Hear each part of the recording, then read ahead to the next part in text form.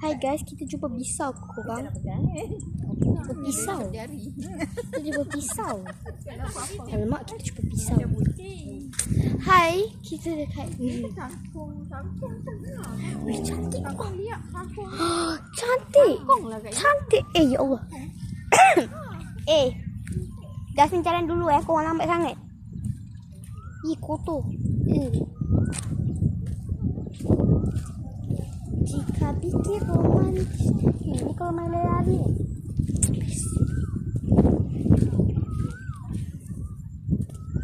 Ada tempat healing tak? Tak ada.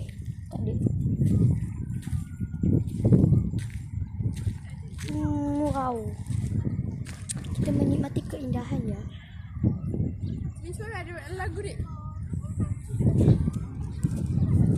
Weh, kaki aku basah doh. Ya, sumpah. Kalau kaki ayam boleh tak? Nanti mak pergi nanti masuk rumah nanti pakai basuh kaki lah kan? Ni kaki ayam boleh tak? Basah rasa nanti. Weh, cantiknya. Ni nak buka kawasan boleh tak? Dia merepek. Tak, sebab kotor. Ni basah. Baru lepas hujan kan? Kita nak petik bunga. Weh, nak bunga satu. Mami tolong ambil bunga Jasmine satu, Mami. Bunga jasmin. Itu bunga untuk Jasmine satu. Ya Allah. Warna putih satu, warna purple satu. Purple. Tu purple tu. Dia cantik lah. Ambil banyak-banyak pun tak berak. Ni. Ni cantik. Ya. Ush. Comel.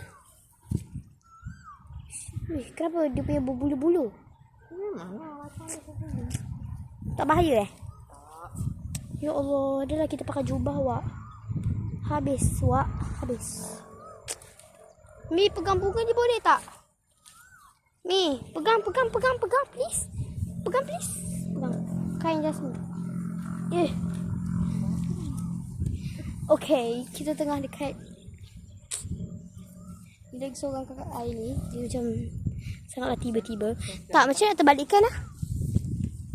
Ui, flash by. Baik dah. Flash off. Ya, kata nak kontena ni kontena.